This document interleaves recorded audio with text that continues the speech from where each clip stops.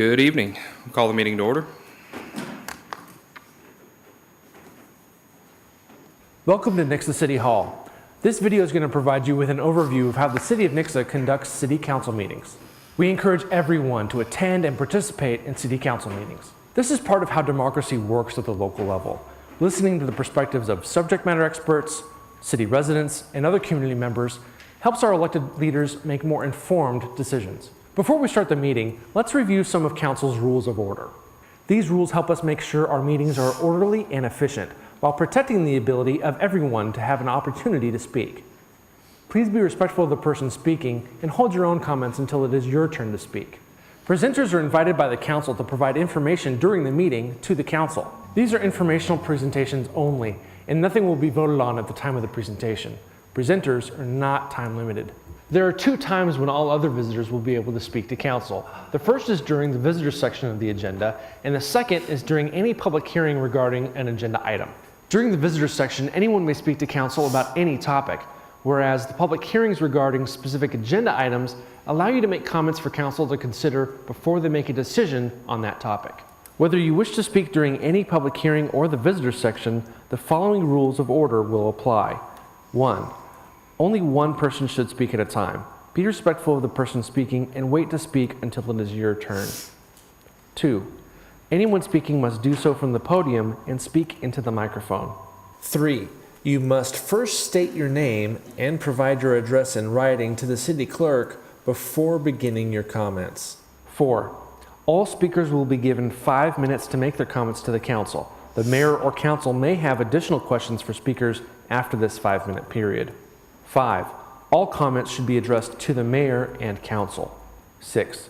If you have questions about existing city processes, programs, or policies, or if you need assistance from staff on any issue, please contact City Hall during normal business hours and we'll be happy to assist you or answer any questions you may have at that time. The public hearing is designed to provide the public an opportunity to provide testimony and information to the mayor and council regarding the decisions they may be considering.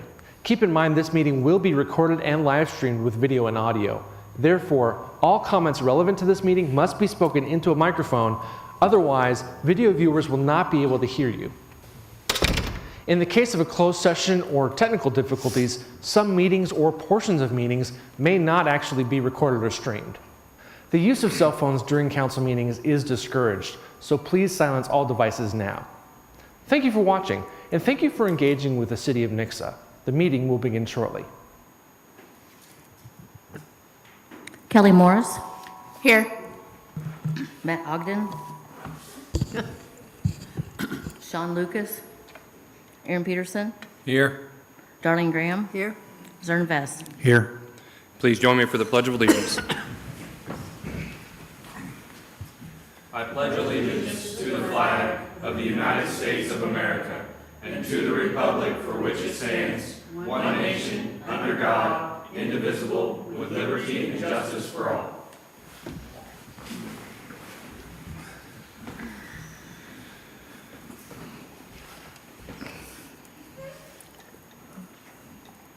Okay, we will open up the visitors section. If you have something that you would like to talk about that is not on tonight's agenda, please do so at this time. Mr. Ron Sanders. Welcome, Mr. Sanders. Good evening. I know that I issued a little bit of cruel and unusual punishment earlier. I don't apologize, but it's okay. We may do a schnitzel day someday. My name's Ron Sanders, live at 976 Glen Oaks Drive, and we're living in an out-of-control world. A man named James Bond. Did you know that there are people in this world named James Bond? Imagine living in the world and, you know, like let's say you get a speeding ticket and you get pulled over and they're like, "What's your name, son?" Bond, James Bond.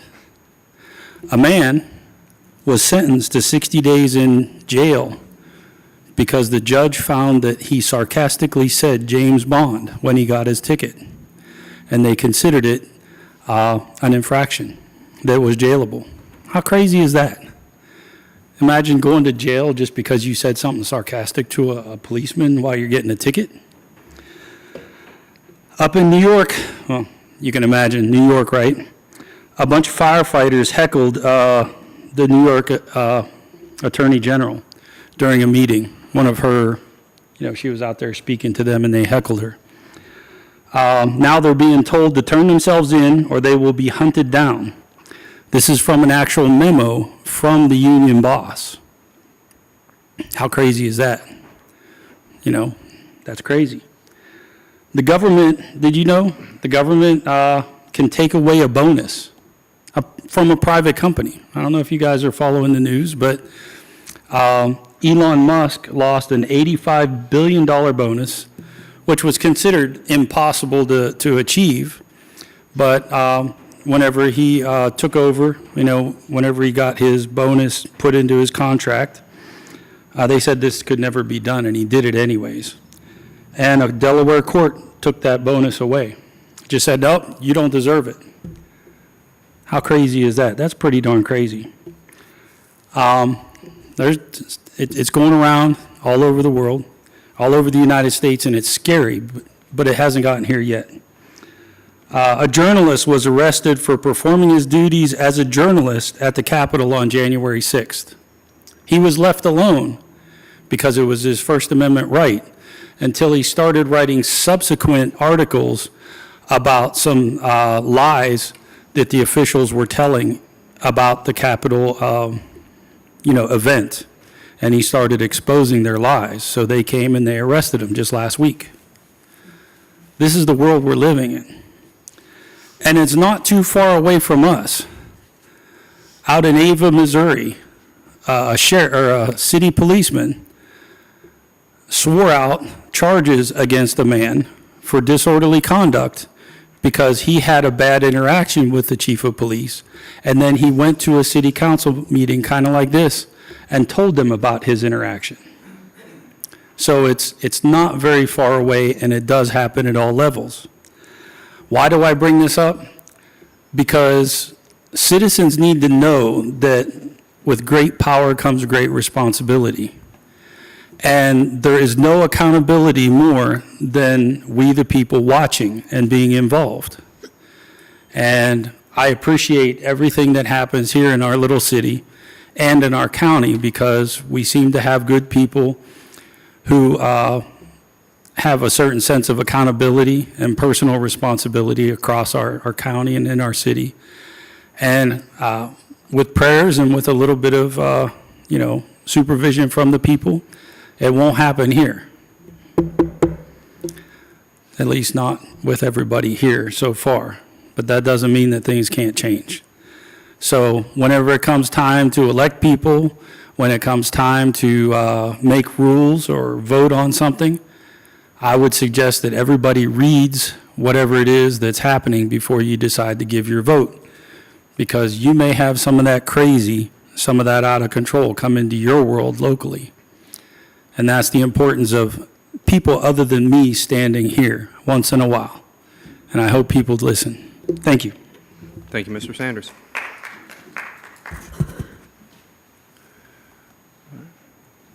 Mr. Bob Howard.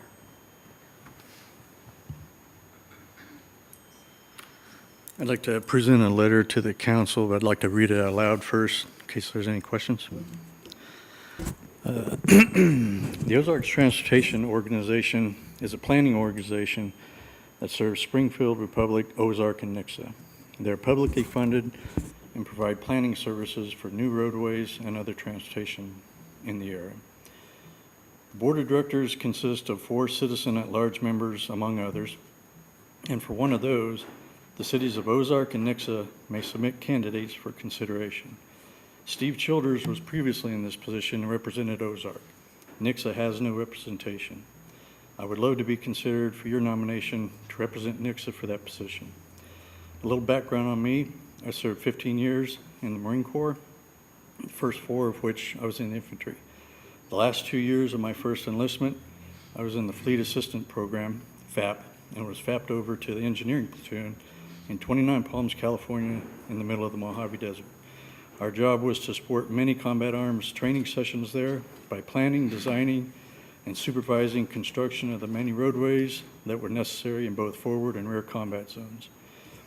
Most challenging was making sure roadways were positioned so that track vehicles don't mix with wheeled vehicles as that was too dangerous, and making sure there's high-speed roadways for fuel trucks to get to the fuel depots and the ammunition trucks to get to the ammunition depots. Any delays here could be life-threatening to the frontline troops. We would also get dropped into unfamiliar territory, and we need to calculate all the roadways and traffic patterns to and from depots while making sure the minimum amount of bridging and other modifications would need to be done. That experience was very interesting to me, and since that time, my career has taken a different direction, and I've been focused on software engineering, but I would love to get back into the transportation planning, and this position looks interesting to me. My previous military experience doesn't relate exactly to civilian planning, but I'm a quick study and feel I could pick it up in short order, as well as leverage my knowledge of technology and business. I have good communication skills and work well with others.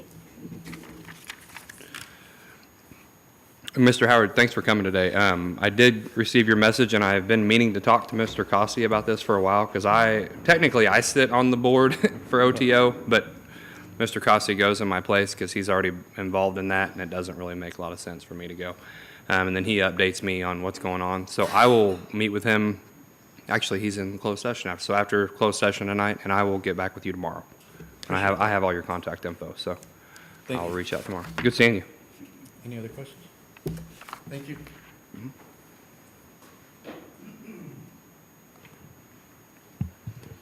No other ones? No one else? No one else has signed up, but if anyone else would like to speak, you can do so at this time. If not, I will close the visitor section.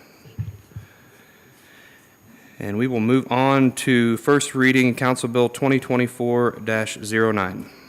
First reading, Council Bill Number 2024-09, an ordinance of the Council of the City of Nixa amending the 2024 annual budget for the purpose of funding brush grinding services at the city's wastewater treatment plant.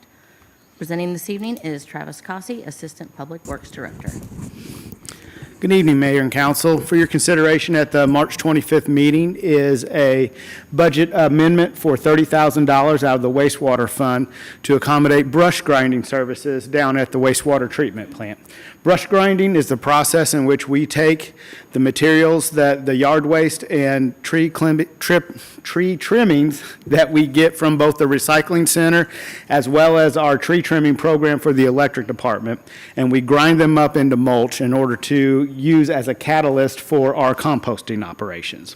However, following the July 31st storm, in addition to our normal operation and debris that we get from our tree trimming and our recycling program, that large storm that we had in July created an excess amount of debris, and the wastewater treatment facility is getting a little tight down there. It's getting really hard to find places to put any more debris. So we're in the need of some brush grinding services to reduce that to mulch so that we can use that on our composting operations. Fortunately, the $30,000 amendment does come with a pot of gold at the end of the rainbow, because FEMA has provided a storm declaration for Christian County, which makes this a reimbursable expense. Mr. Colvin has been working with the folks at FEMA to identify all the expenses that we incurred as a result of that storm. Debris removal is one that is eligible for reimbursement. So once the brush grinding is completed, we'll be able to apply for a reimbursement of those funds through the FEMA Disaster Declaration Program. With that, staff does recommend approval of the ordinance during its second reading at the next meeting on the 25th. So I know that whenever this was all going on, and there was a certain number, I believe, that had to be reached before they would either declare it as a disaster and FEMA would step in. When we provided numbers to them for that, do they base what we provided then on what we would be eligible to receive? That's a good question. It shut off. That's a good question. They're in all of my discussions with them, our numbers have actually turned out to be quite a bit higher than what we initially turned in, and they don't seem to think that anything we're talking about is unreasonable. We're still putting together all of the ins and outs of it, but they've seen that number, and I've never heard anything to the negative. So. Okay. I mean, obviously, we have to do it anyway, but we submit it, and they say, oh, we're tapped out, sorry. You're on your own. Okay. Okay. Any other questions? No. Thank you, Mr. All righty, Thompson. thank you. There are no other questions. I will open up the public hearing. If you would like to speak on this, do so at this time. All right, I will close the public hearing. Moving on, first reading Council Bill 2024-10. First reading, Council Bill Number 2024-10, an ordinance of the Council of the City of Nixa amending Chapter 12, Article 5, Chapter 117, Article 8, and Section 117-99 of the Nixa City Code for the purpose of modifying the city's regulations related to mobile retail uses. Presenting is Scott Godby, Director of Planning and Development.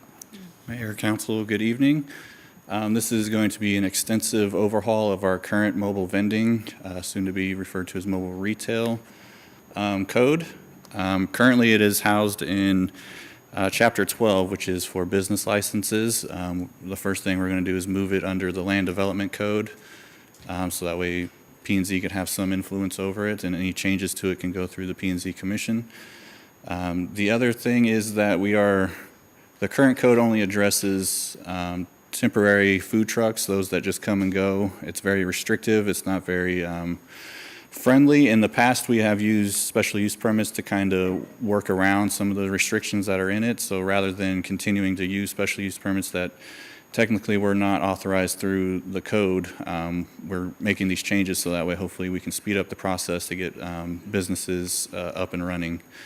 So we're breaking it into three categories. The first one is going to be temporary mobile retailers. These are your typical food trucks that just come and go, do not operate in one place longer than 12 hours. They're still pretty much going to be restricted by what our current code reads. There'll be no drive-throughs. They should be able to provide all their power and utilities self-sufficiently, meaning they're not supposed to be hooked up to public utilities.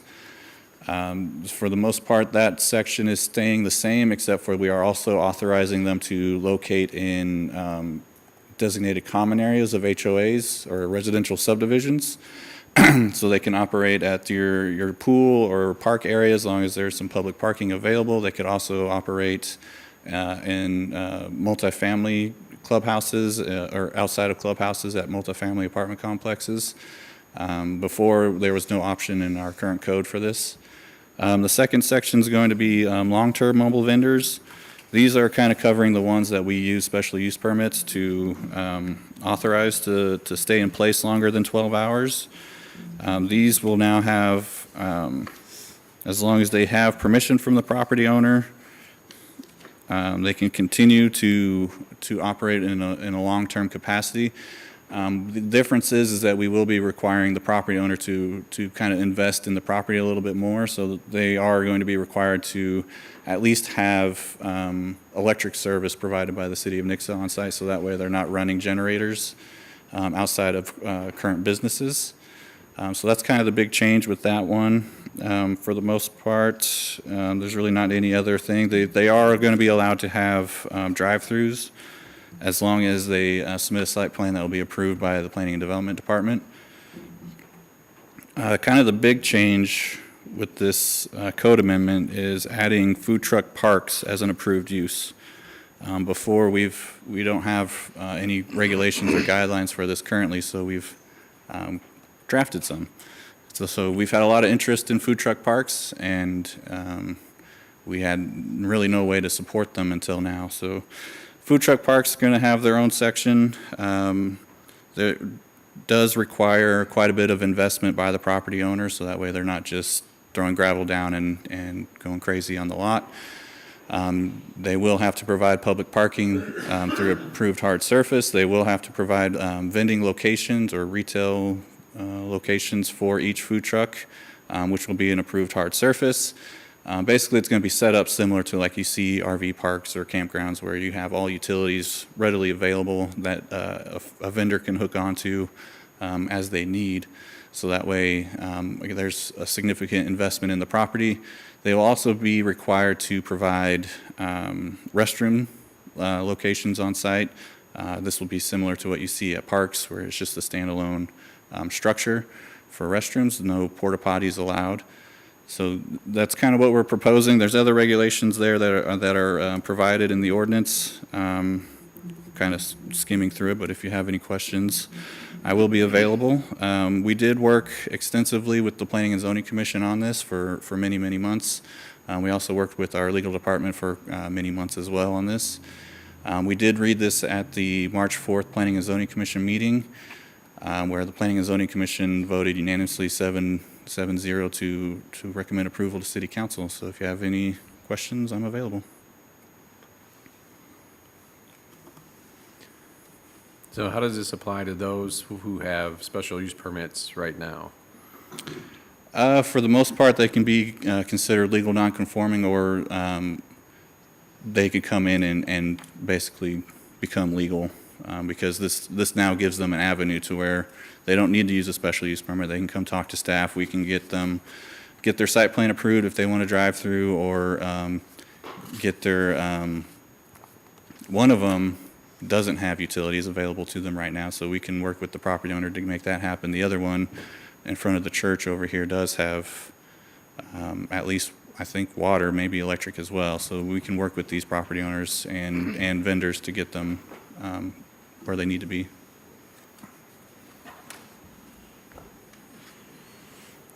You may also notice that there's no special use permits in here, so these won't be coming to P&Z or City Council any further. So the long-term use ones, we're proposing that they all have to have their own meter, or they just have to get power through their landlord, I guess, whatever? Proposing having their own meter set up on location, so that requires some type of extension of the utilities and a drop there as well.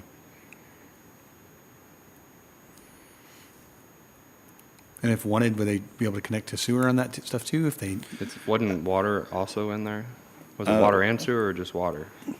The one that's right over here by the church? No. Water's Well, available. I guess we need to define which one we're talking about, because it's long-term or short-term or food park. Yeah, Are those- only long-term, and long-term's only allowed to hook onto water and electric. Okay. Water's not necessarily required, but electric will be, because they won't be allowed to run a generator. Okay. So if they need water service, they can work with their property owner as well. But with the temporary ones that just come and go, they're not allowed to hook onto anything. Right. Okay. Has a particular designation been made where they can go, or they can just go anywhere? We're trying to keep them in the commercial zoning districts. The temporary ones can go into our industrial park as well as the designated common areas of residential zone districts. The long-term ones are only in highway commercial, general commercial, neighborhood commercial, and that's the same with food truck parks. Okay. And I saw where it said common area. That was one of the things that I had questioned, because every once in a while, especially in the summer in our neighborhood, they'll have like taco truck Yeah. or the snow cone place come and set up at the clubhouse, and I just wasn't reading the document correctly.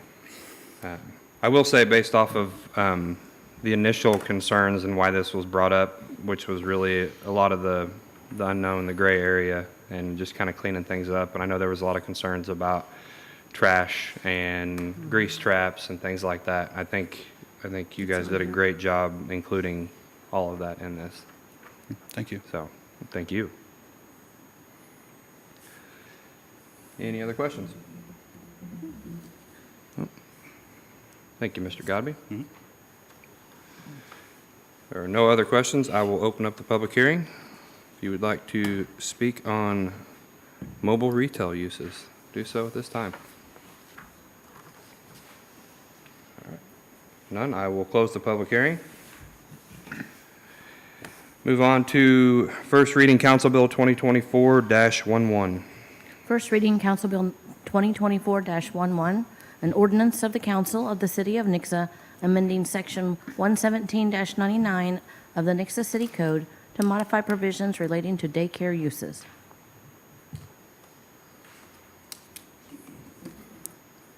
Mayor, Council, good evening. Presenting is Scott Godby. Still presenting is Scott Godby. Back again. This one is kind of a simpler, just kind of a cleanup of our current code. We were approached recently by a commercial daycare provider that was requesting to locate into a general commercial zone piece of property. Examining the code, we learned that daycares are technically not allowed in general commercial zoning district. We do have some that were previously approved through special use. This might sound like I'm anti-special use permit, but believe me, I'm not. I'm just saying the code didn't specify that it was authorized in general commercial with a special use permit. So we're just cleaning this up. We did communicate with all of our surrounding communities to kind of see how they handled daycare centers. They all allow them in as an approved use in their commercial zoning districts, all their commercial zoning districts.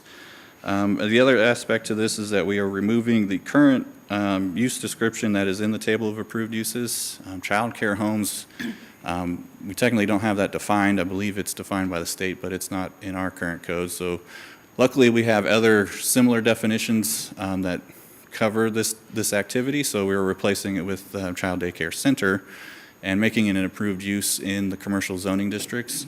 The other element that you'll see there that we are removing it from the residential zoning districts, that is because of Missouri House Bill 1662, which regulates our ability to regulate home-based occupations. So that will be kind of corrected with a much larger home occupation code update that'll be coming hopefully sometime soon. What was that House bill? House Bill 1662 from last year, I believe. I believe it was from last year. Sorry. What was 2593? Sorry, I'm going way off, but that, Is that an update? Making up numbers now. I promised. Okay. Well, So we did work with the Planning and Zoning Commission on this as well. We did present this to the Planning and Zoning Commission at their March 4th meeting. Nobody approached the commission, and the commission voted unanimously to recommend approval to Nixa City Council. Throughout this comp plan process, we have been hearing from quite a few different committees that we need more daycare options, so this kind of opens it up to our general commercial zoning district. And if they're anything like me, when I drop a kid off at daycare, I usually end up swinging through a drive-through, so it could increase sales tax revenue. Is this the one on Main? yeah, Main 14. Yeah, Yeah, that's the one that kind of opened our eyes to this, yeah. I just talked to her today. Perfect. Any questions? Thank you, Mr. Godby. Thank you. No other questions? I will open up the public hearing. If you would like to speak on daycare uses, go for it. My name's Ron Sanders, and I'll make this really brief. Scott has spoken more than I have tonight.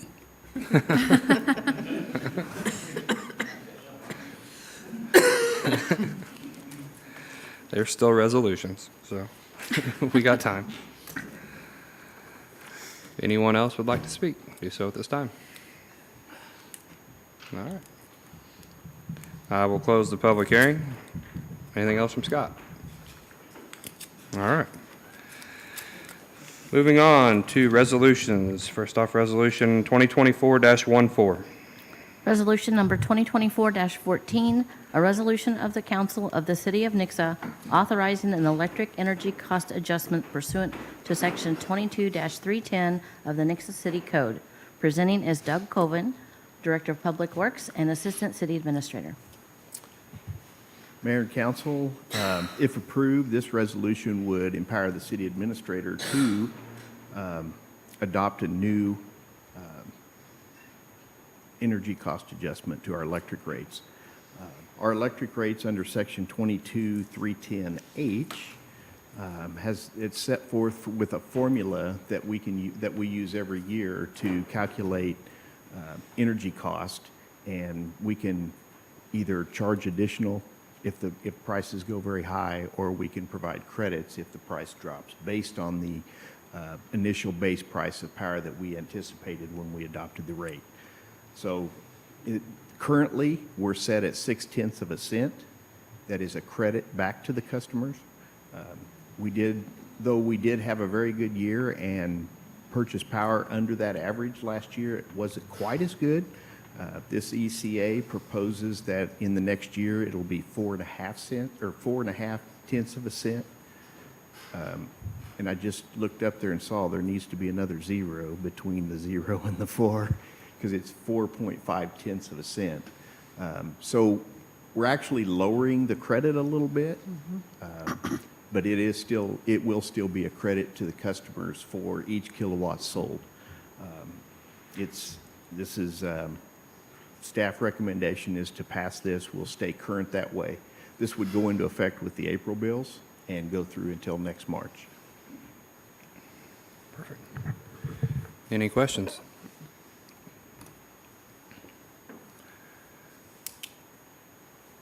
My personal input, for what it's worth, even if it's a very, very small amount, whether it's a decrease or increase, I feel like you should always do those when they're available instead of waiting 5, 10 years and then putting a huge increase on someone, which is what a lot of other utility companies tend to do. So I appreciate it. Thank you. If no other questions, I will open up the public hearing. If you would like to speak on this credit. Fair enough. I will close the public hearing. Anything else from council? I will accept a motion. So made. Second. First by Mr. Peterson, second by Ms. Graham. All in favor? Aye. Those opposed? Motion passes.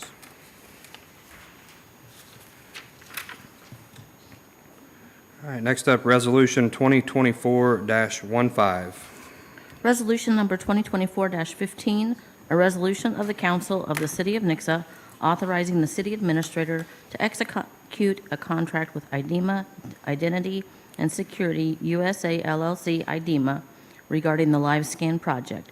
Presenting this evening is Deputy Police Chief Chad Tennis.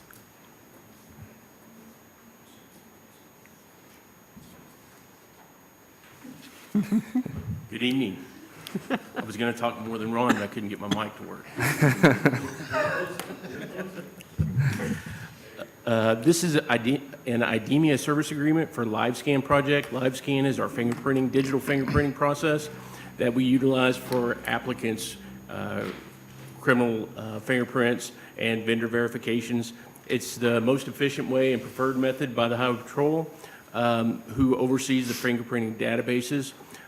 Each year, the Highway Patrol makes equipment, software, and support available to other agencies throughout the state. Nixa was one of them selected. Since we are eligible to participate, we can get up to right around $23,000 for this service agreement with IDEMIA, which is through the Highway Patrol.